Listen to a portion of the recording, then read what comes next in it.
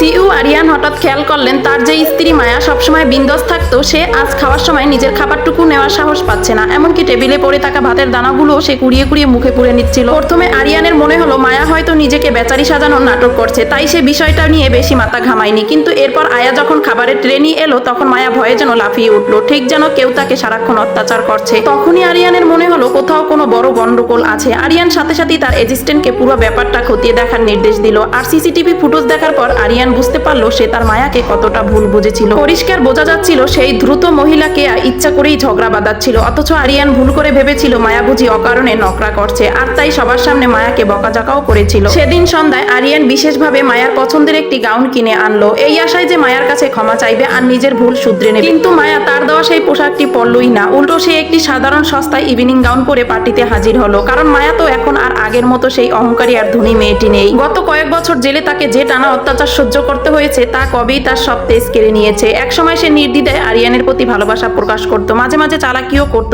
আরিয়ান অবহেলা করলেও তার চোখে মায়ার জন্য মায়া ফুটে উঠত। নীরবে সে মায়াকে আগলে রাখতো, কিন্তু একটা দুর্ঘটনা সবকিছু ধ্বংস করে দিল। সেদিন আরিয়ান তাকে অত্যাচার সহ্য করতে দেখে ভেবেছিল এটা মায়ার মনোযোগ পাওয়ার আরেকটি ফোন, তাই সে মায়ার সাহায্যের আকুতি এড়িয়ে গিয়েছিল। শেষমেশ আরিয়ানের এই অবহেলাই মায়ার জন্য কাল হলো। এক ভয়াবহ ট্র্যাজেডিতে মায়ার জায়গা হলো জেলের চার দেয়ালে। আজ তারা যখন আবার মুখোমুখি হলো, মায়ার মধ্যে আর আগে সেই আবেগ নেই, নেই সেই আগের ভালোবাসা। সে শুধু আরিয়ানকে অত্যন্ত শীতল গলায় সম্বোধন করে চলে গেল, পিছনে ফেলে রেখে গেল আরিয়ানের অন্তহীন অনুশোচনা।